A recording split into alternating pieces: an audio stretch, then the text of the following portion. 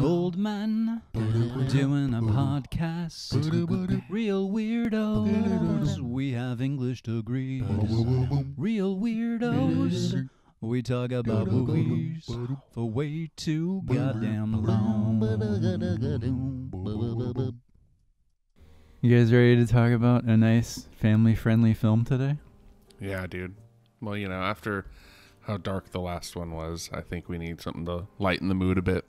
Yeah, this one's going to be all rainbows and gumdrops today. Get us out of this bunker in Berlin. Yeah, out of the bunker and into the woods. To grandmother's house we go? Can we make a song about that? Yeah. To Willem Dafoe's house we go? To Willem Dafoe's, I want to go to Willem Dafoe's house if he's got a hog like that. So I messaged Alex yesterday, and I was like, how long do you bet it will take for Jeff to mention Willem Dafoe's hog on this show? And I was going to say 2 minutes, but we're at 45 seconds before we got to... Nice. Awesome. I'm so Jeff's happy I was mention. able to satisfy that. Yeah, dude, I mean, man's got a piece on him. You beat my projection, yeah. If you want to see Willem Dafoe's fucking hog slamming in and out of some veg, this is the movie for you. Seriously. Ooh, we're setting the tone here. It's funny because when I look at... So I didn't look at this movie first, like on IMDb, so I didn't see that it was unrated. So when I saw that scene in the very beginning, I was like, oh, okay.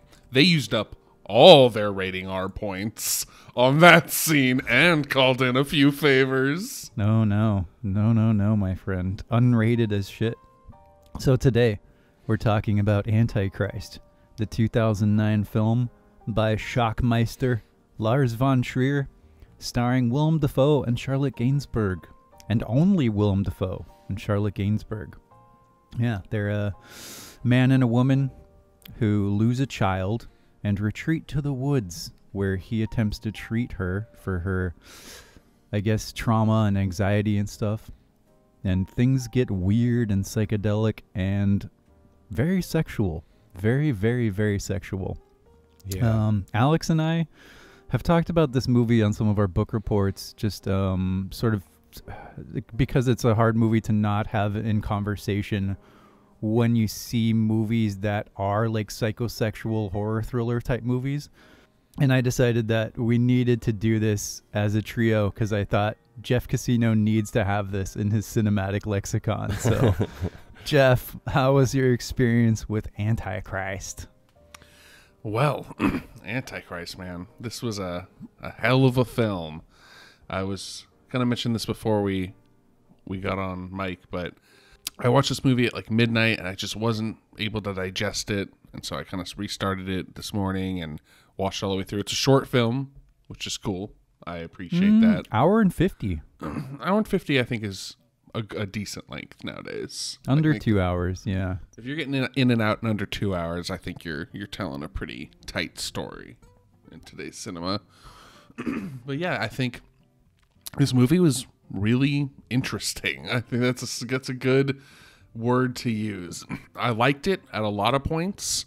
I thought it had really great symbolism. I find myself, if I find myself chewing on the fat of a movie's themes, if I find myself trying to link the themes to other kinds of references, or if I'm trying to digest the themes of the movie like a poem, then I can tell I like it. And that's kind of what I was doing with this movie. I was breaking down the themes and the scenes and like, oh, what does that mean? Okay, what does this mean? And so I think that speaks for itself as the film's engagement. I'm glad you said that, because one of the things I was going to say, if you didn't like it, I was going to say, well, at least it was interesting, though, right?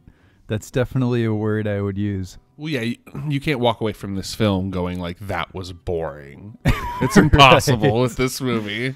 Well, even if you don't you've understand. pulled out some reviews for us that we'll check out later on in the show. But Alex, what's your history with Antichrist? How was it to revisit it?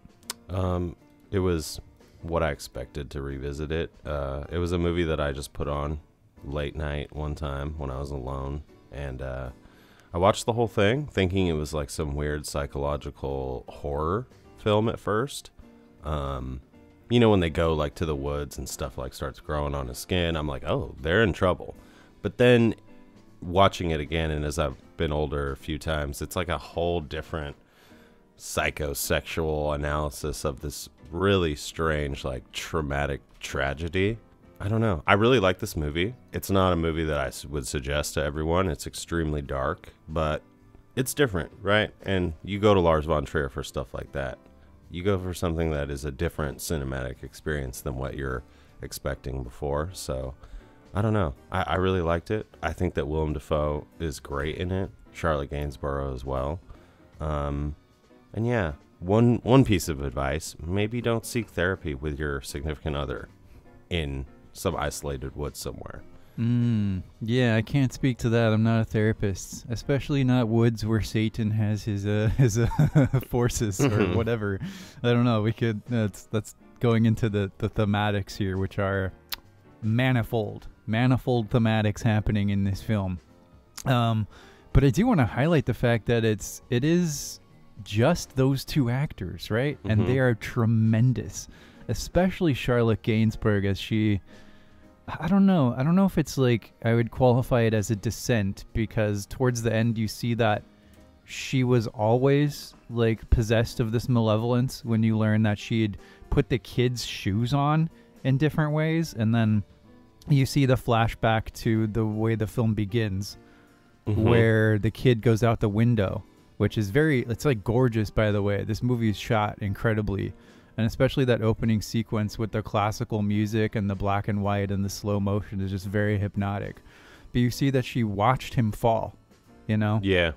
And there's a really wild biblical themes going on. You have two people who are nameless.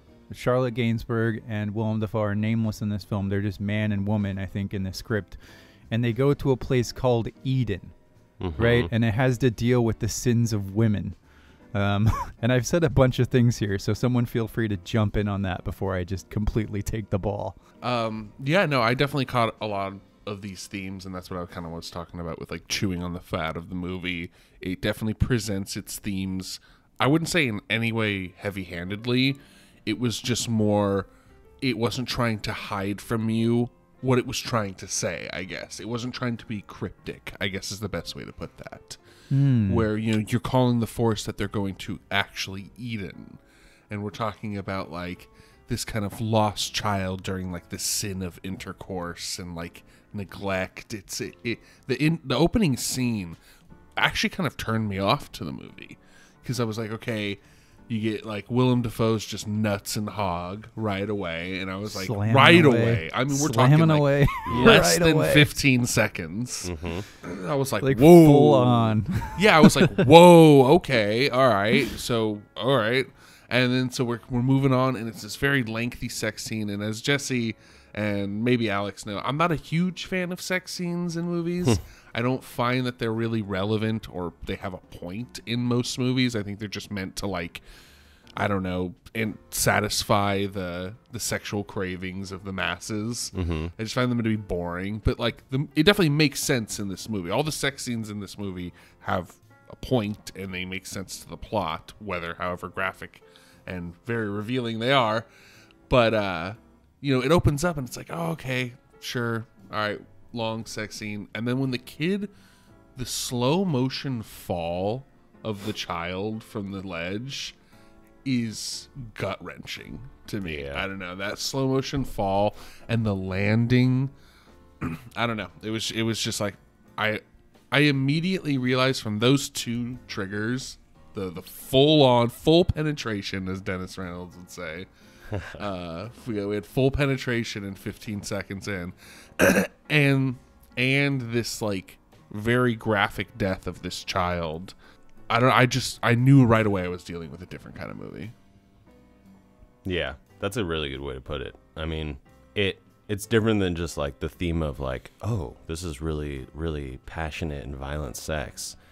Oh, there's a baby dropping, right? Like, usually films that deal with things of child death or, like, sex, they don't front load your plate at the very beginning of the meal.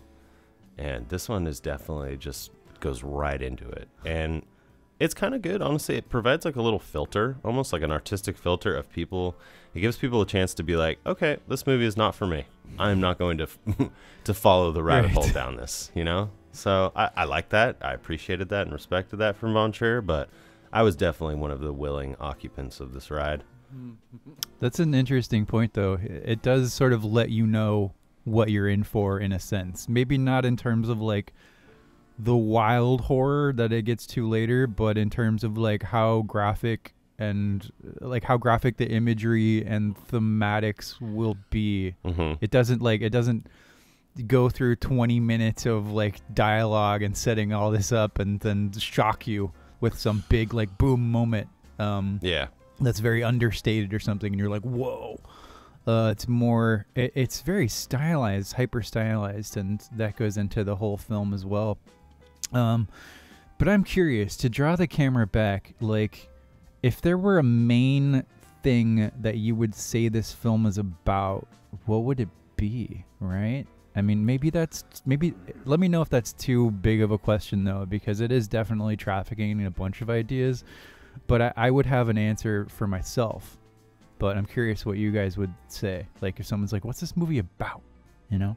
So, I mean, I have a few ideas, but I'll go with throw them out there. Two strongest ones. The first one's kind of vanilla.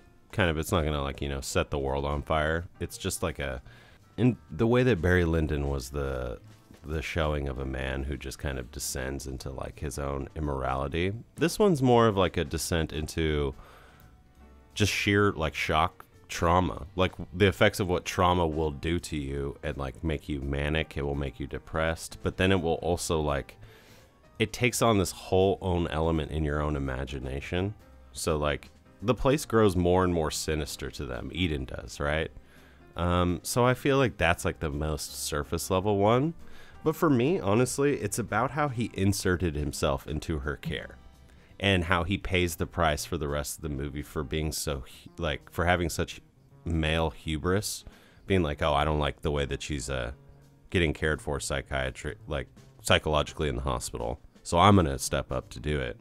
And then he goes on this massive ride where he realizes, like, the feminine power, if you will, if that's what you want to call it, is a little more, it's more powerful than he expected. It's a little more like, he's just like in over his head in my sense, and it's like drowning. It's like watching his character specifically drowning in the crazy manic episodes of his wife, who they try to paper over with weird sex.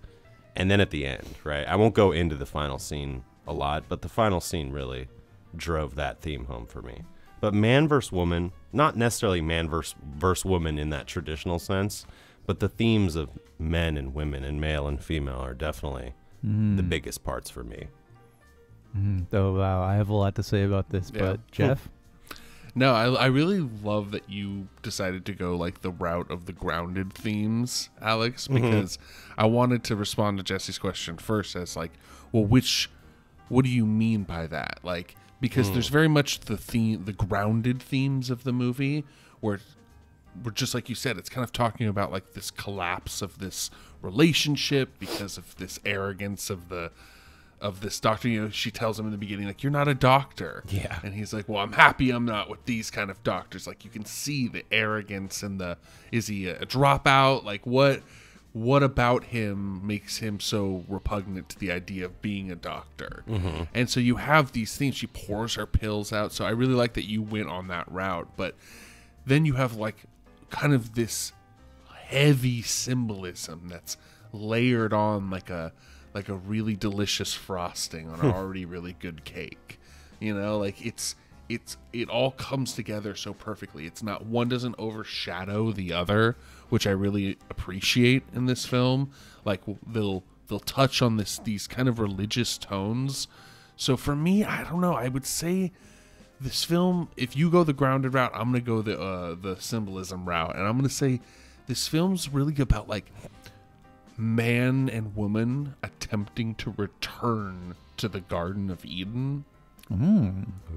And Eden is rejecting their presence because they were banished. And that's why she, because they're not called man and woman in the script, they're called he and she. He. Yeah, you're right. You're and correct. Yeah. and it's capitalized. And in the Bible, when he and she is capitalized, it usually means, if he is capitalized, it means God. But usually means a significance of a character. Yeah. And somebody of large importance. And so you have he and she. I would guess, not in any way like this is like actually a theme, but like this newer modern representation of Adam and Eve, because Adam is when God banishes Adam and Eve from paradise, he says that one, women will suffer pain in childbirth, and the other is that man will always be protected and master. Sorry, that's the word I was thinking of. Man will always be master of woman because of her mistake, her original sin in the Garden of Eden. So there's a level where, and also Adam was the tender of the Garden of Eden. He named all the animals and the plants and everything like that. So you have all these themes where Willem Dafoe's character is immune to these repulsive effects of where this place that they are, Eden, is. He's able to walk around freely, yet he sees these visions of corruption, of almost warnings of like the deer with its own dead fetus hanging out of it, or the fox that's eating itself, or the crow that won't die, like the immortal crow. And so you have these themes of these corrupted animals. So it's almost like Eden is rejecting their presence, and God is kind of giving them these little themes, like these little warnings. And then you have her reaction where literally to walk, like I almost saw the bridge as like the bridge between the real world and paradise. She's like, she can't physically get herself over the bridge because it's quote unquote her fault that they're banished. So she can't get over the bridge. She can't touch the actual ground. The cabin is her little paradise, her little sanctuary.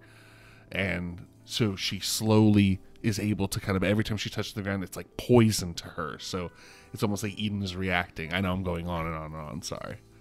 But it's like that's kind of the thematic read that I had.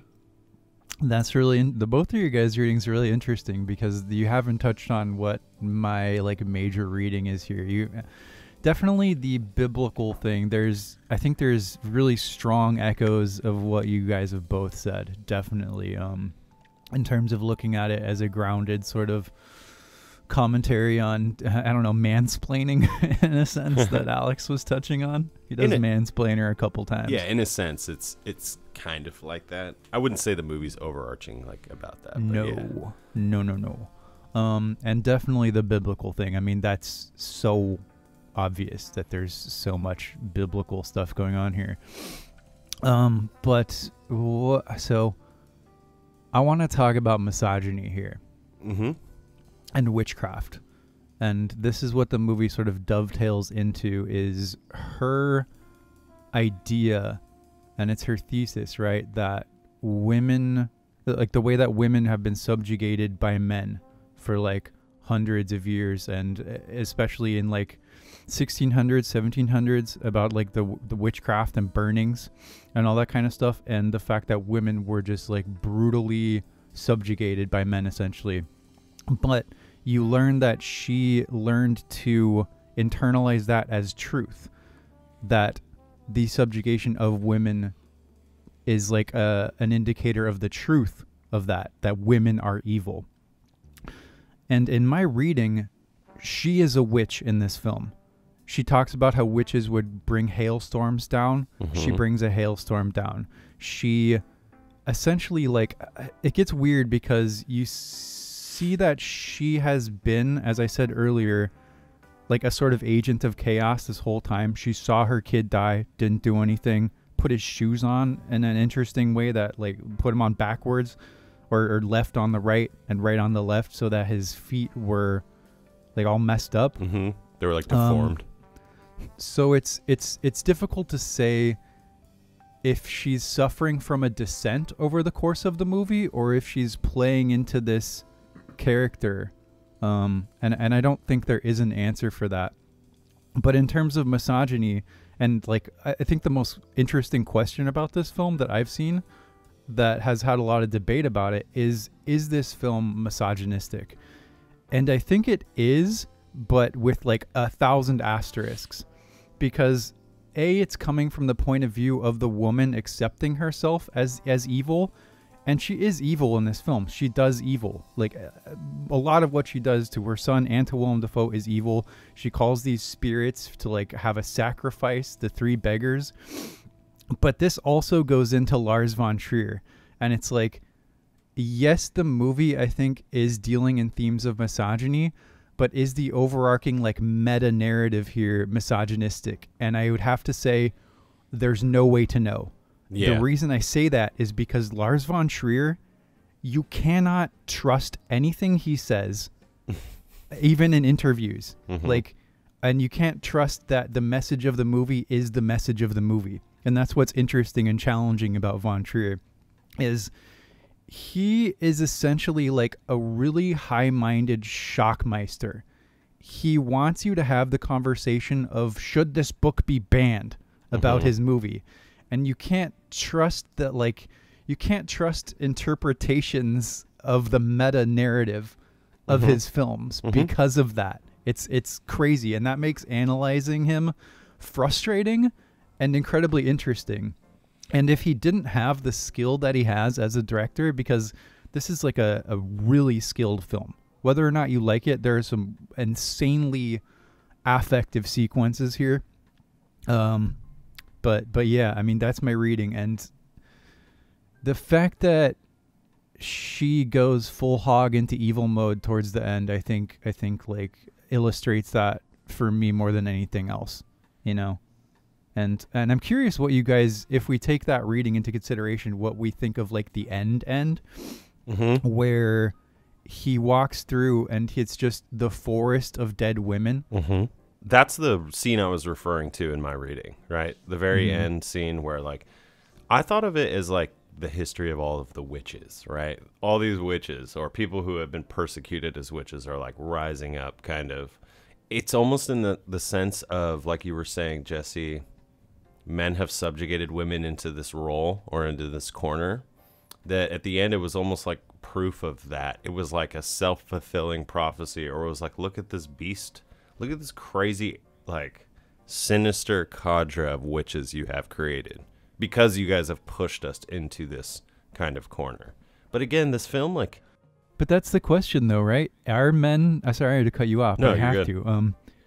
Is it because men have subjugated them, or are men subjugating them because they're evil? Yeah, right? Right? Like, who would know? Where's the original sin here? Because in her PhD studies, right, she comes up with it in her writing, and she says, oh, I believe that all women are inherently evil. But it's like, you never know if that's just like a victim's psychology being like, they believe into the epithet or whatever they are, you know? Well, I think the manifestations, though, that she has going on in Eden, where she brings in the three beggars, the animals, and she also calls down hail from the sky. Like, I guess you could get into interpretive mode, but it seems like they're both cognizant of these things. So it's not just like, it's not like her having a delusion. These things are manifesting in reality in ways that the movie sets up are witch-like from, you know, the days of yore. Exactly. He does really well at obfuscating, like, the clear message of the theme. Yeah, it's like Jeff said, we're just chewing the fat. Like, we don't know. Yeah, no, you can't swallow this movie ever. It's like just chew, and you just try to understand, and at the end you can just digest what you can. But to respond to you first, Jesse, I can't really see, like, I could see now that you've mentioned it, why people would think this movie is like misogynistic or such and such, but I personally don't see that. I never struck me as that.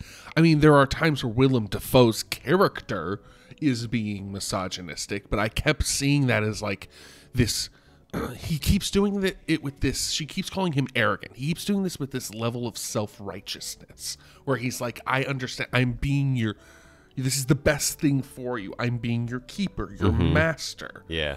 So that's where I see that is like he's doing it out of almost love, which is inherently very misogynistic, where you think like, no, I'm doing this because I love you, because I care about you, and I'm dominating your grief process. So there's a level to that where that's misogynistic, but the movie being misogynistic, I mean, I don't think so. I think very clearly, I mean, even Willem Dafoe's character, who, like I just said that about him, he has that moment where he's like, no, all the women who were killed in witch trials and just simply because they were women, they didn't deserve that fate. Like that, they were just totally innocent women. So like it even kind of addresses that idea right there. But then it flips that on its head, right? Because she becomes a witch and he has to kill her for his own life, right? It's like the film essentially validates those ideas of like the witchy sin of women through her, right?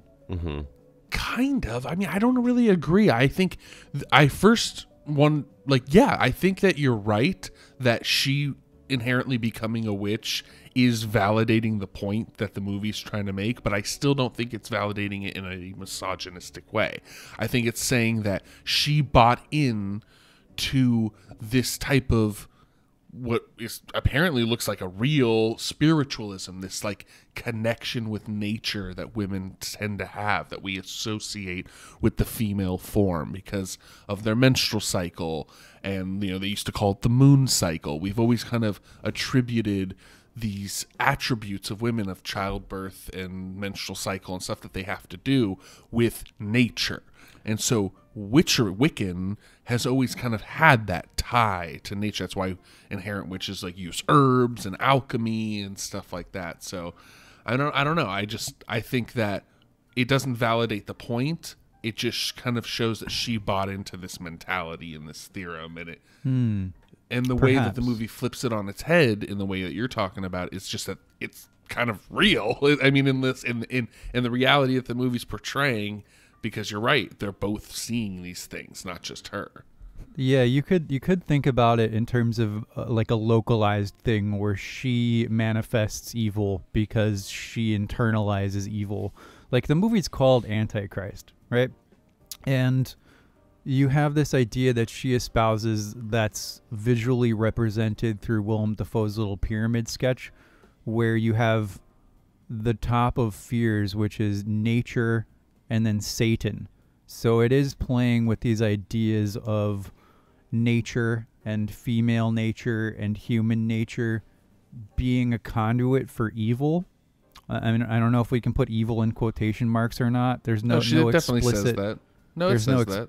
No, I mean like in terms of like us looking at the thematics here. I guess. Like whether you want to see something as evil or not, or whether it's like I don't know. This movie's no, it's bonkers, hard. man. It's a hard nut to crack for sure. Alex, did you want to jump in? No, like I was just gonna say, it goes back what you guys were saying. It does this like return to the primal roots almost type thing. Like that almost seems to be like his therapeutic method. Like we're gonna get out of this big fucking city. We're gonna go out in the woods. We're gonna be like living off the land for a little bit, and we're gonna do things the way they used to do back in the day. And with that comes this caveat that your imagination will run into more like archaic channels of thinking.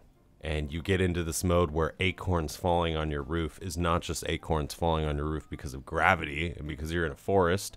It's because Satan is literally upwelling himself from the roots where you are, So part of me always wonders, like, how much of this is in Willem Dafoe's, like, imagination until it starts to get really, really bad. But I don't know. It's almost like part of me feels like it's two people in the woods playing, like, dress up or, like, playing house or something. And they buy into this playful, imaginative, kind of suspended, like, realm of fiction and reality. And then they like just go full, they like succumb to the play. They succumb to like the whole imaginative scope that they build up for themselves. But I feel like it's saying something about primalness and going back to the roots and the sex and the earth and the newborn baby.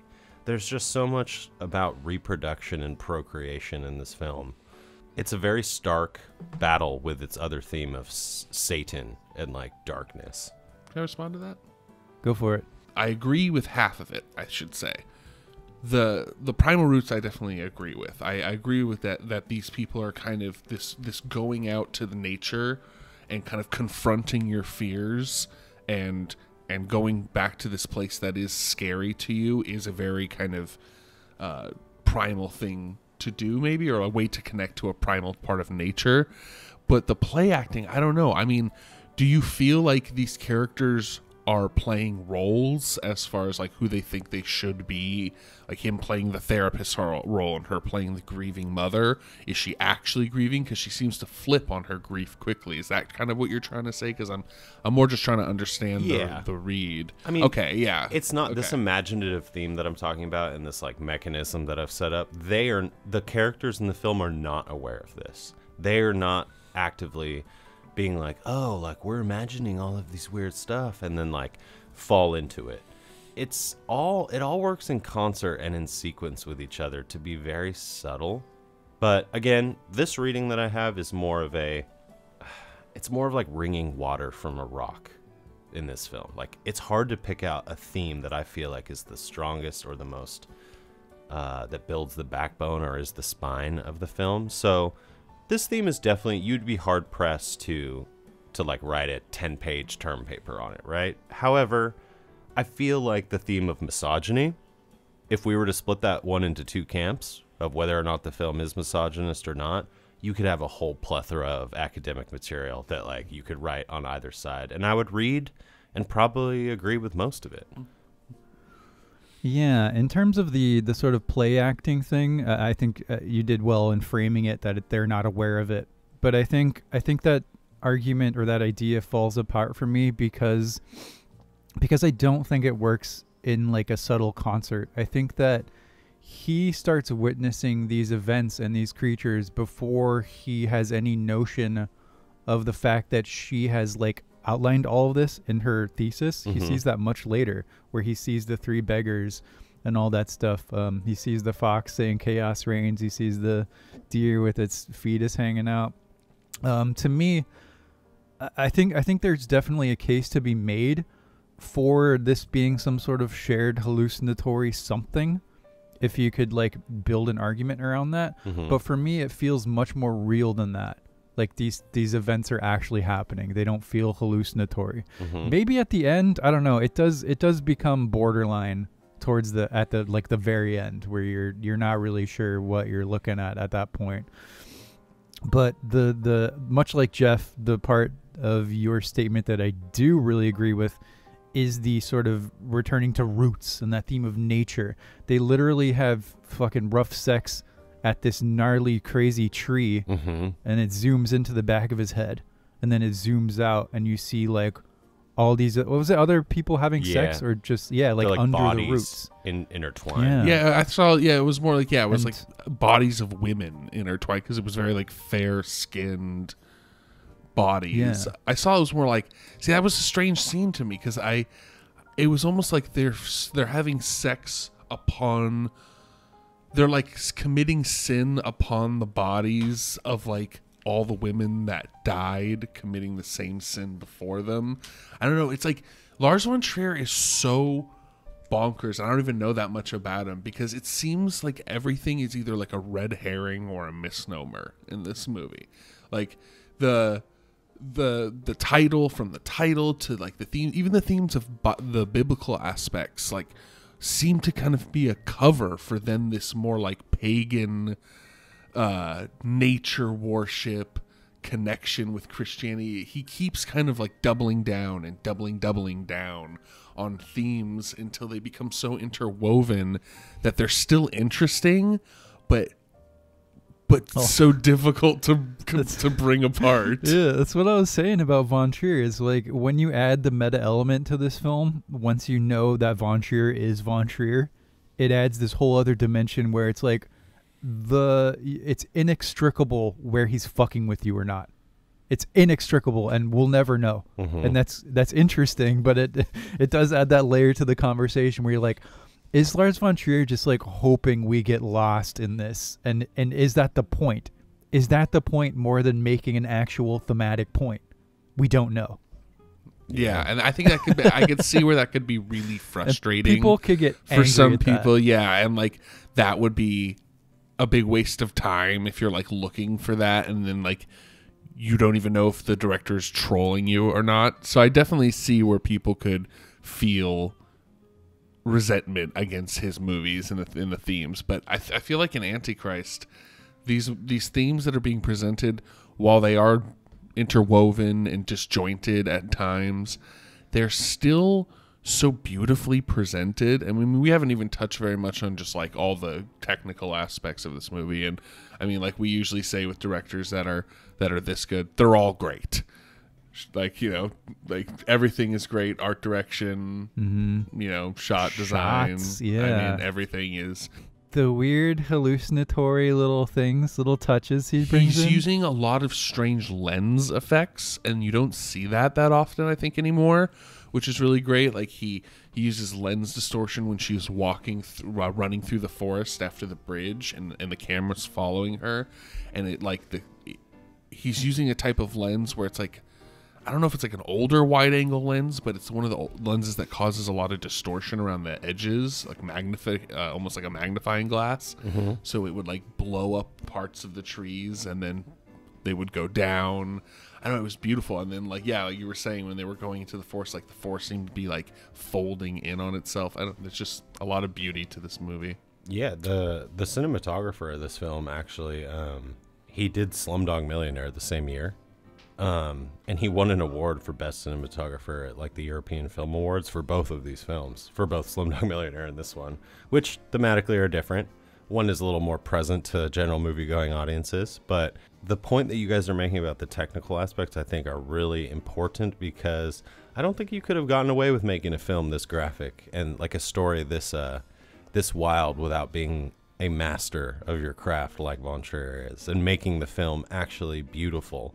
You know, which is funny because he said he was at like 50% for this movie. He was himself dealing with a whole bout of depression. Yeah, but that's Von Trier saying that. I know that's true. You can't right? trust him. He was like, oh, I couldn't operate the camera I usually would. I would just excuse myself into my trailer and let the actors do what they wanted. So yeah, I don't know. But I wanted to say there's this guy named Duane Dudek, who I've never read, but he writes for the Milwaukee Journal-Sentinel. He said something about Antichrist that I thought was really good. And it was like, this is his most unwatchable film, and many will find its violence and cruelty, including scenes of genital mutilation, repellent. I cannot recommend Antichrist, but in a culture that hemorrhages death and torture nightly on shows like 24 or CSI, I can understand it. And in my opinion, I totally agree with Duane here. I'm like, dude, we show this shit all the time, just by way of implication or like a little glimpse here and there of like sexual violence or murder or anything like that. And it runs constantly on daytime and afternoon TV. So what Von Trier has done here has made a film that's artsy and well made and technically sound and really graphic. But I feel like to some people, he might be violating the sanctum of cinema.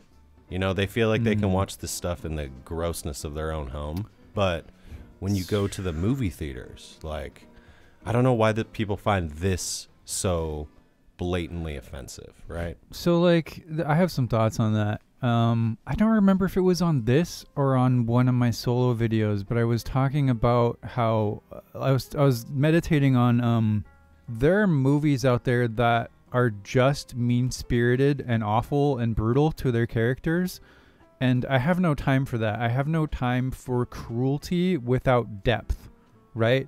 But if it's something like Antichrist, while it is incredibly cruel and brutal and awful in certain moments, I'm completely willing to watch it multiple times and even highlight it on an hour-long talk here and, you know, just give it its due, because there's so much more going on that's substantial here.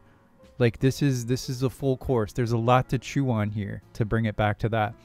Whereas like my favorite example of something that is not worth my time at all is the Human Centipede, right? It's just cruelty for cruelty's sake, and there's no depth there, right?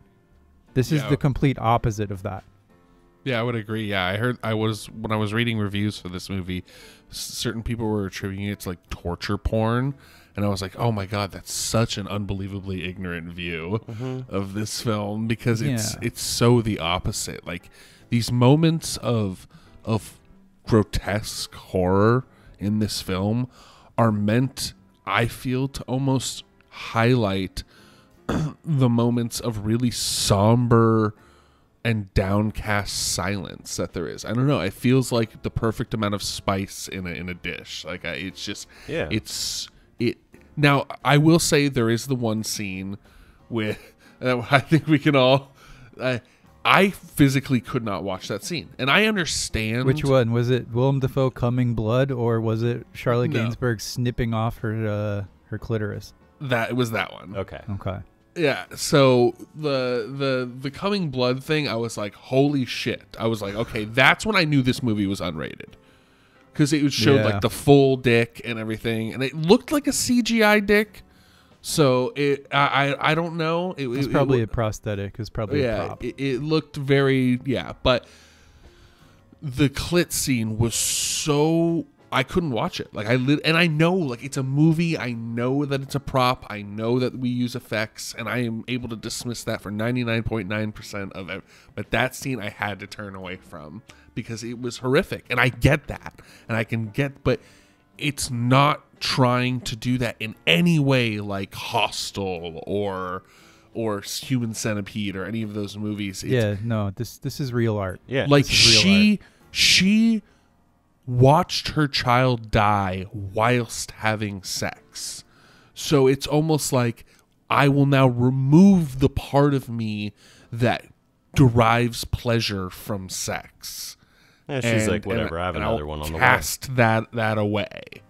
Yeah, and like to one last point is I think there was a level of ambiguity in the movie about whether this was, like you're saying, Jesse, to kind of bring it back to your original point. Like, is she going through a descent, or is this something that she had always kind of had a plan for, I guess? Premeditated. Premeditated is a good way to put it. But I kind of would say it is premeditated because, and for the one and only reason, is she had statues of the three... what are they called again? Three travelers? The three beggars. Beggars, thank you. The three beggars. She had and the baby knocks off the statues of the three beggars.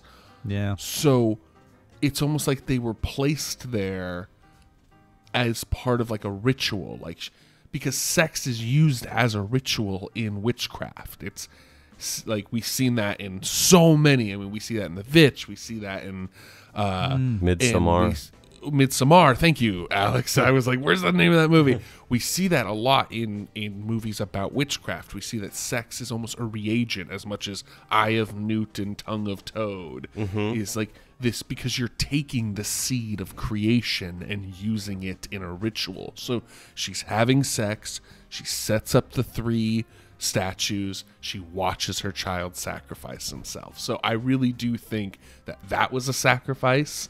And then she has to do it again with Willem Dafoe's character in the forest. I completely agree, man. I completely agree. I think she's like, evil from the get-go. And so, yeah, I don't think and I think that really reinforces the other point that, no, there's no misogyny here. This woman succumbed to powers that in this universe are evil and are corruptive and that's her character. I mean, and the putting the shoes on, you always seem confused. I think that was purely she wanted to cause her child pain.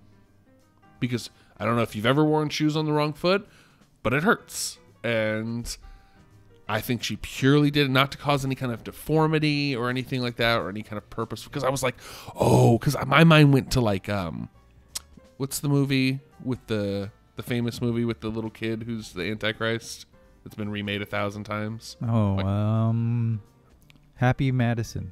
I don't know. Happy Gilmore. Rosemary's Baby. No, we all know the one. Barry Lyndon. No, stop it, fuckers! You When know did I this have a movie bad come out? memory. I don't know. It came out many times. It's the Children little of kid. the Corn. Damien is the name of the little kid. No, that's South Park. Oh, is it The Omen? The Omen. Thank you, Okay. Alex, for being helpful. I didn't know, genuinely. Fucker. Yeah, it's like, I thought it was like an Omen type thing where the kid was going to be the Antichrist because, Yeah. Lars von Trier's throwing out this misnomer where you're like trying to see like where's the Antichrist come in here. But no, she's just horrible and she's just causing her child pain for no reason. Yeah, I could see that. I also want to bridge over to something you guys have touched on. And that's what I think is maybe just another way of saying that this is like real fucking art right here. Is that I think that this is a very influential film. And I think that a lot of the films that we enjoy would not exist without Von Trier, and especially without this film. You think about the films of Eggers, The Witch and the Lighthouse. He's definitely taking stylistic and tonal and atmospheric cues from Von Trier and Antichrist, all the way over to Ari Aster and the films that we've been covering, Alex, on the book reports, High Life and Enter the Void. Oh, I mean, we definitely. talked about Von Trier when we talked about Gaspar Noé as well. Mm-hmm. But I just wanted to highlight that real quick as well, as that in further defense of this being like legitimately cool art, it's very impactful on really good directors and really good films that have come after it that have like followed this somewhat blueprint. Yeah, Von Trier almost seems to be kind of like one of those guys, like if you were at a party of famous directors and people were throwing out names, like Spielberg and like all this stuff, you would probably find normal moviegoers that would be like, Von Trier doesn't really do anything for me. But if you ask serious filmmakers, a lot of them probably would bring him up. And to be cool within the realms of your colleagues is like the coolest way you can be cool, right? Like if you're not known to the movie audiences, okay, that's fine. But if you have filmmakers going on podcasts or interviews, always dropping your name or always bringing you up, that's like a cool thing to have. And I feel like Von Trier probably has carved out a role like that. So he's like Nick Cave. Nick Cave? From Yeah, he's like the Nick Bad Cave, Seeds, right? Yeah, Nick Cave and the Bad Seeds, because Yeah. he's someone that is so famous within like musicians, right? Mhm. He's not. I mean, he's popular. Von Trier's popular too, but within the popular consciousness, he's not like a household name. But if you ask any musician about Nick Cave, they're like, "Oh hell yeah!" Yeah, like John Waters loves Antichrist, and he loves Von Trier. And John Waters, That makes sense. yeah, I mean, John Waters for me is like one of my heroes. I don't know why. I have just always loved the dude, and I think the dude has like, he's just the type of person where you go into filmmaking and you're like, oh, you're just making smut films or something like that. You don't take it seriously. But then when you listen to John Waters speak, he's someone who's extremely knowledgeable about filmmaking, and he's someone who cares a lot. He's a fan. So the fact that he has, put his seal of approval on Von Trier for me is enough. But Isn't Pink Flamingos on the AFI's top 100 list? really? I think it is. Oh, damn. Yeah, that's a well-regarded film by some people who know. Yeah, You so know? Von Trier and this film especially, I feel like have a special place in the post-2000 world of cinema, and I think that later on, this film will be looked back on much more highly regarded critically than it just being some shocking, like, trauma fest. Really quick, I wanted to say about that, the most dramatic moments in the movie for me were not the moments of violence. They were like the conversations that the characters would have with each other.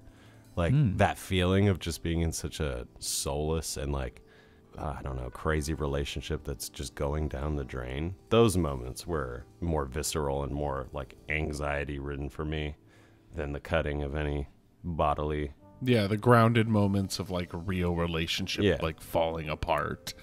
That makes sense for you because like that, like, I mean, yeah, that stuff was definitely gripping, but it's always the visual stuff that kind of sometimes gets me. But yeah, that stuff was definitely very disturbing in a different way because it was real. It was almost like Marriage Story where like you're exactly. at times you're disturbed because of just how real these conversations are. Yeah. And how like the real they feel. Like when he's like domineering over her, Yeah. or like trying, like, yeah, there's so much arrogance from Willem Dafoe's character. It's crazy. Just like the way he talks to her, like, oh, patients shouldn't screw their. You know, he's like toying around with this idea. It's like, I know. no, you shouldn't be her fucking therapist. I know. Like, it's like you're crazy.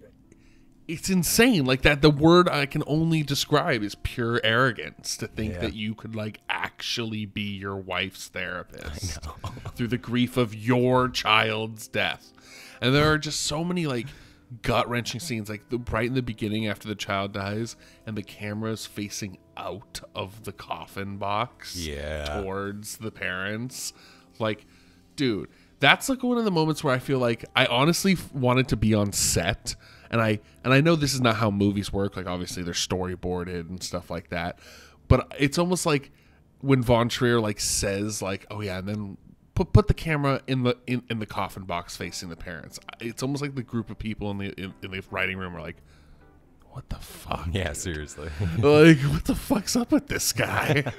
Like, it's so like, it's such a small detail that's like, it just made my stomach drop.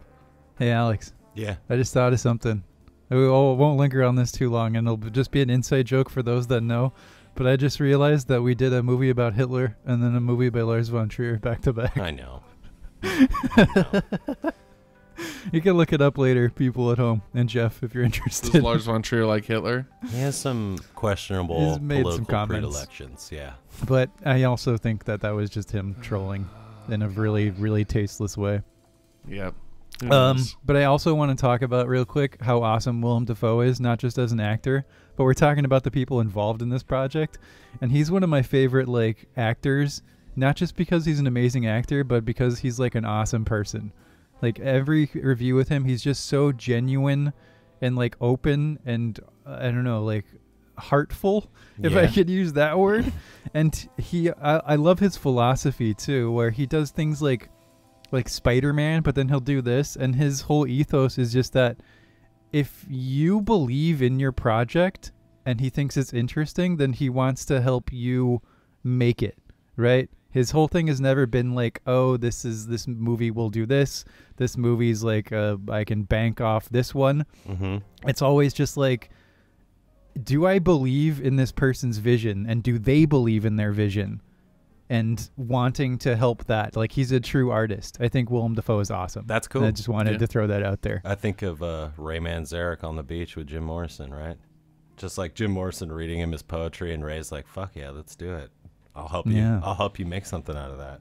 Yeah. But, dude, man, Willem I love Dafoe's that smile, too. That smile, like, it's so photogenic. Not like, oh my God, he has a great smile. It's so full of character. He has so many teeth, and it like is like ear to ear, you know, that like the heartfulness aspect that you're talking about. I get that when he's interviewing Christian Bale in American Psycho. I'm like, you're a really nice guy, the detective. I'm like, you're just trying to, you know, get to the bottom of this murder. You're really cordial. You're really cool and calm and collected. And no, I think Willem Dafoe was the casting choice for this movie. Oh yeah. I mean, dude, when like, that's the thing is like, all of those things we would all have too if you had that kind of fucking piece on you. Like, you know what I mean? Like, all of that comes from having just like a fucking baby's arm in your Speedo. Like, that shit is, the man's got a fucking nar fucking hog. Yeah. I think some of the time it's difficult to say when you're seeing his actual hog. Dude, that first shot was for sure his wiener. Yeah. Slamming in and out. That's your... Yeah, I don't know. I can't say one way or the other. I didn't do the research. I didn't do the research either, but I want to believe it. Okay, we'll just consider that canon. We'll consider it Real Weirdos canon, even if it comes out that it's not true. Well, we won't believe it. That's propaganda. Okay, Yeah. That is Willem Dafoe's 100% hog. People, Real Weirdos land. Y'all want to do reviews? Oh yeah, you had some reviews you wanted to share with us of people who were. Well, yeah, just go for it. So there was just, you know, like usual, we all like this movie, and I just think the negative reviews are always kind of funny. So this is David Stratton in Australia, top critic. I think calling him out, calling I him think- out by name. Okay. I think Von Trier's immature. I think he's even childish at times. Is that That's talking it? just about the That's film? That's his, I don't know. That's one of the negative reviews. I can't disagree with that. I mean, so that's the thing about this film, right? Is like the negative reviews. I will give them credence, and be like, okay, yeah, I can see how you could come out of this film that way. This film was not one of the ones where I'm like dying on a hill trying to explain to people that like, no, it's this or it's that. I am totally okay with someone seeing this movie and being like, mwah. I would be like, okay, that's an appropriate reaction. I will say, you said Australian. yeah. So there was this film was only limited in South Australia due to new laws at the time that like placed restrictions on films with R18 plus ratings. So maybe they're just a little prude down there. Too much very graphic porn. Well, don't let him watch Enter the Void. Jeez. You Oh, thought this my movie had sex in it. My God. What to say about this boring load of crap? How can I get my money back? About as exciting as The Sound of Music. Boring load of crap. Interesting take. I loved that comparison I know of The this Sound of movie. Music. So, if The Sound of Music started with just hog full penetration, I would have liked that movie a lot more. Jesus. It's so funny because I don't know. It's interesting though, right? Because you can show me movies like this, and some of them I will say are like a pretentious load of crap, and it's hard to say where the borderline is with that. Especially with Von Trier, he's so divisive. Even with people who love film. Some people who love film who are genuinely like really smart analysts will say things like that, and it's hard to disagree. Sometimes it just comes down to taste, but yeah. I mean, it's definitely a movie like we said with Enter the Void and with High Life. It's like it's not a movie for everybody. It's barely a movie for anybody, honestly. But like, I don't know, if you're operating on a certain wavelength, it's fucking fascinating. And I don't know what it's saying exactly, but I love that it makes me interested, right? I love being interested. I love being really interested and analyzing what a movie's doing. And like to the point where I watch it multiple times. That's fascinating to me. What's way more of a indulgent load of crap or whatever that guy said is like something like Uncharted. You know, like some piece of crap. Some literal piece of crap that's crapped out cynically by a studio with the like casting decisions that are just made cynically because it's what's popular or whatever. This movie, even if you don't like it, you can't like dismiss the fact that it's like this really well made wild thing that is a singular vision by an artist, right? And whether you consider like your opinion of it positive or negative, it's by that metric it is infinitely more interesting than some generic crap like Uncharted, right? Yeah, it's just you take a risk as an artist of how approachable you want to make your art. And I really find that sometimes to make your art more approachable, you have to kind of strive farther away of maybe the original point that you were trying to make. And I think Von Trier just doesn't do that. Yeah, definitely. He doesn't pull away or try to step back from his original idea. He gives it to you full penetration. Oh, he leans in. He's like, oh, that's going to make you uncomfortable? Well, let me go 10 steps further. And I think some people just find that really immature. And it is, that mentality can be really immature in a lot of different contexts. When we talk about like online trolls or such like that, where it's like, oh, I just want to provoke a reaction out of you. I want you to say like, ew, my, and you see that with like edgy, shitty comedians. It's and just stuff a like prank, that, where it's bro. like, or if my comedy makes you feel uncomfortable, well, fucking too bad because I'm just too edgy and too fucking. It's like, but Von Trier, I think it's like he kind of is singled out in this category of people that like is doing it and is also a really great artist. Yeah, there are a few others. Gaspar Noé, Claire Denis, director of High Life. I can't remember her name, but the lady who did Titane, which is a wild movie that I saw recently and highly recommend if you like Antichrist. Yeah, I think you said it.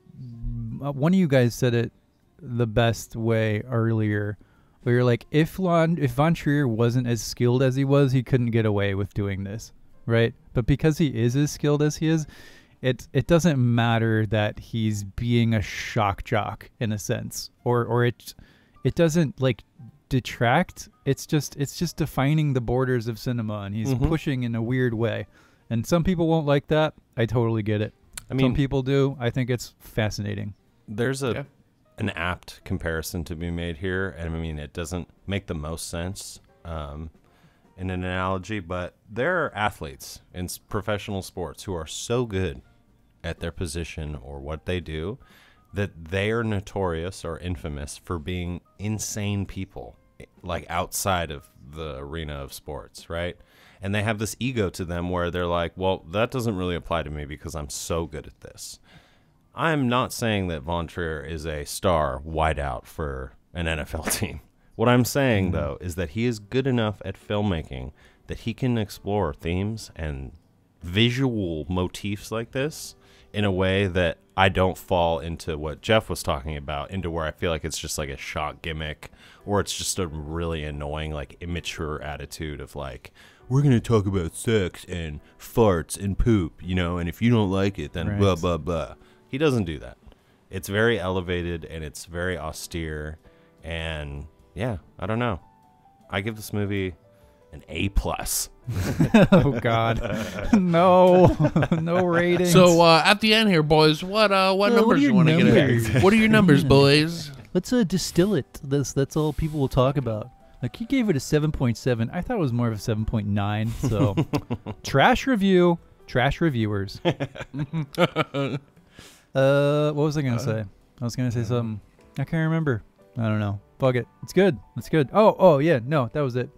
In terms of Von Trier, one last note, just like as a personal thing, I cannot give a holistic interpretation of his career because I've only seen maybe like a third to half of his movies. So it could be that somebody who has like has seen all of them could have a different interpretation. And I just want to give that caveat that I have not seen all of them, so I can't give a holistic view of Von Trier completely. I can give maybe a half of one, you know. I like this. I like Melancholia, some other ones. And yeah. And that was Antichrist by Lars von Trier. How many times have we said his name? Maybe more times than like any other director of a film that we've talked about. Take a shot. Maybe. Do not take a shot. Jesse from The Real Weirdos does not approve this game. You'll get alcohol poisoning very quickly. But that's us done for the day. 2.5 white men with English degrees talk about movies for way too goddamn long. Coming out with us on Twitter at Real Weirdos Pod, and we'll see y'all in the next one. Later. Have a good one. Anti-crizzle my balls.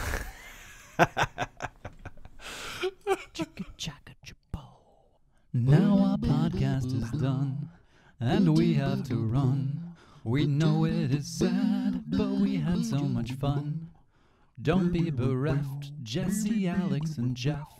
We'll be back real soon. The Real Weirdos. We talk about movies for way too goddamn long.